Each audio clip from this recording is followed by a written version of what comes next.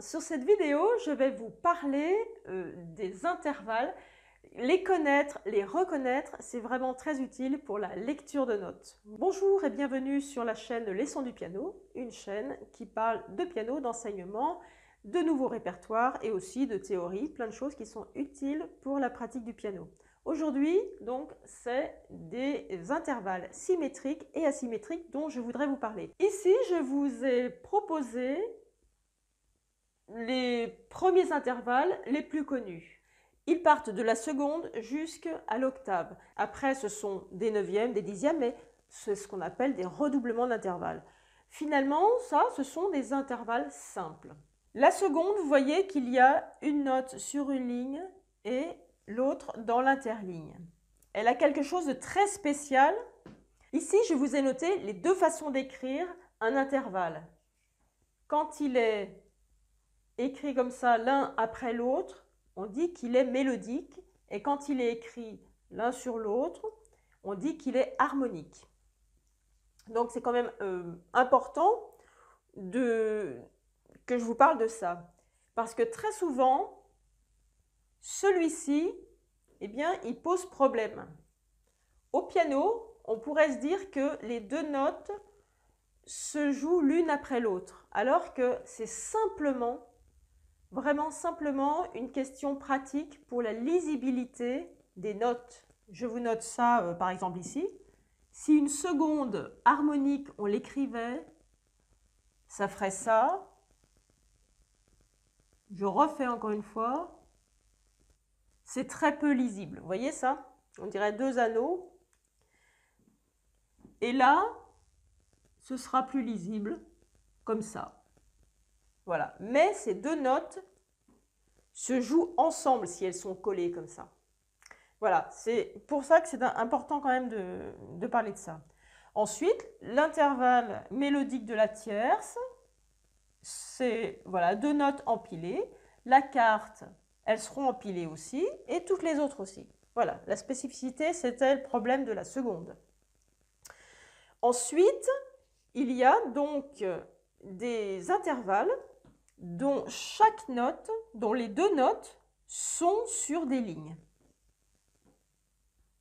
Ou alors, il pourrait y avoir aussi des intervalles. Si j'avais fait l'exercice en partant du Fa ou du Ré, là, cet intervalle de quinte, il aurait été avec deux notes dans un interligne. Et ça, ce sera très important pour une lecture rapide. Qu'est-ce qu'on peut voir? On peut voir aussi que la tierce est pareille. Et on peut voir aussi que la septième est pareille. Voilà. On pourrait faire aussi une septième comme ça et comme ça. Pour les intervalles de seconde, de quarte et de sixte et d'octave, chaque note aura une place différente, ligne et interligne, ou alors interligne et ligne. Mais elles ne seront pas toutes les deux dans un interligne ou toutes les deux à cheval sur une ligne. Voilà, tout ça, ce sera très utile ensuite pour lire les accords.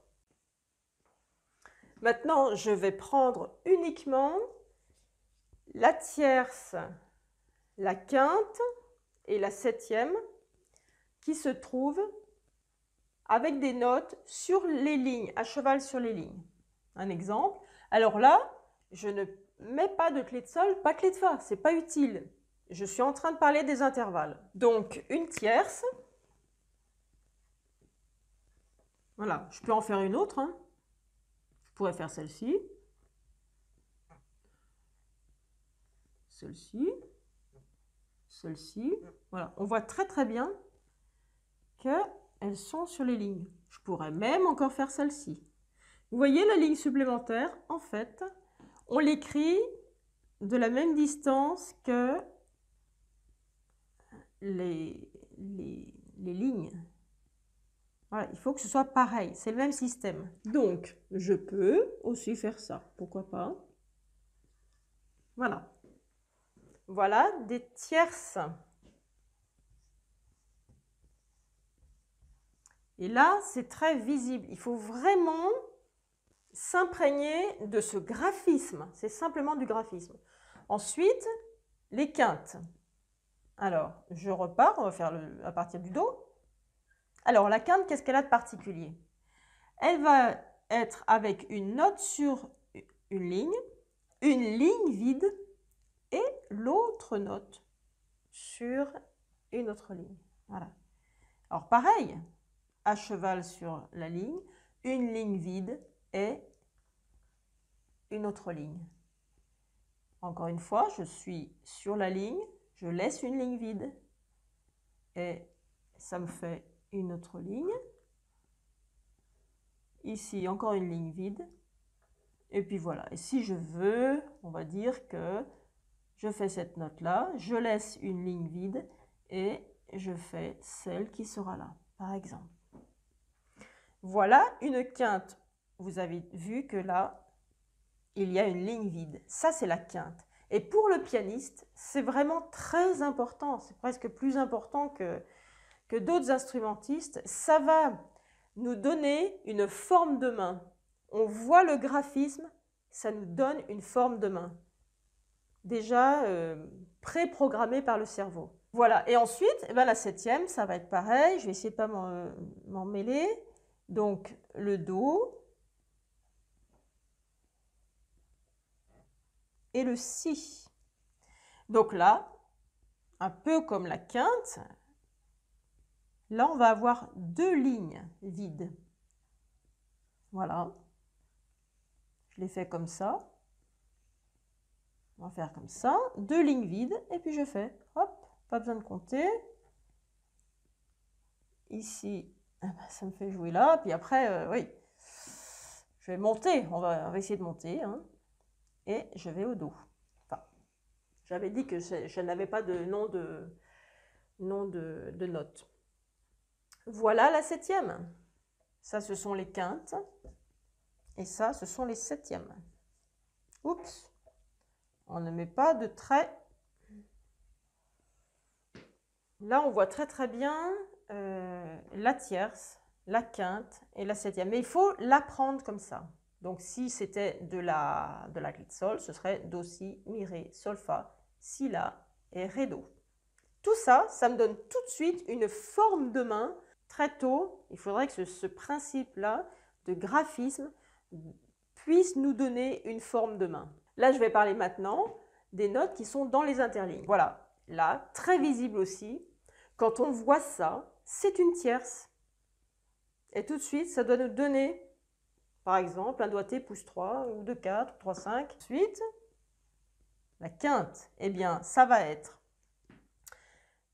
une note à l'intérieur dans un interligne, et puis un interligne vide, et l'autre interligne plein, rempli par la note de quinte. On voit bien qu'il y a notre interligne qui est vide. Comme tout à l'heure avec les notes qui étaient sur les lignes, c'était une ligne vide. Là, c'est un interligne vide. Donc ça, ce sont les tierces, les quintes et les septièmes. Ici, il n'y a rien, il n'y a qu'une ligne qui les sépare. Ici, il y a un interligne, il est vide.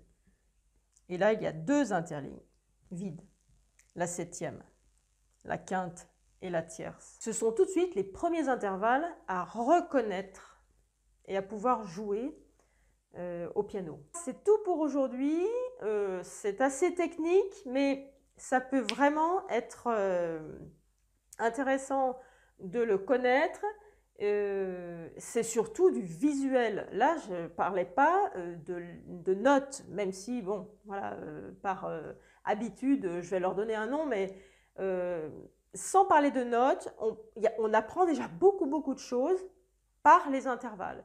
Et ensuite, le pianiste averti ne va pas lire chaque nom de note. Il va regarder la forme des accords. Est-ce que là, c'est plus écarté? Est-ce que là, c'est moins écarté? Pour lui, ça a du sens et le graphisme va lui donner une forme de main. Voilà, c'est ce que je voulais vous dire pour cette vidéo. Si vous avez aimé ce contenu un peu théorique, certes, vous pouvez liker, vous pouvez aussi vous abonner à la chaîne, les sons du piano. Vous pouvez aussi visiter le blog qui porte le même nom et aussi télécharger les 2 bonus. Les liens sont dans la description de cette vidéo et ce sont des bonus qui sont pour vous, même si vous n'êtes pas professeur. Un bonus sur comment commencer le piano et ça peut être très utile pour ceux qui ont peur d'avoir des tendinites, et aussi un répertoire pour les jeunes musiciens, pour les jeunes pianistes qui ont 1, 2, 3 ans de piano, un répertoire liste de pièces à découvrir. À bientôt!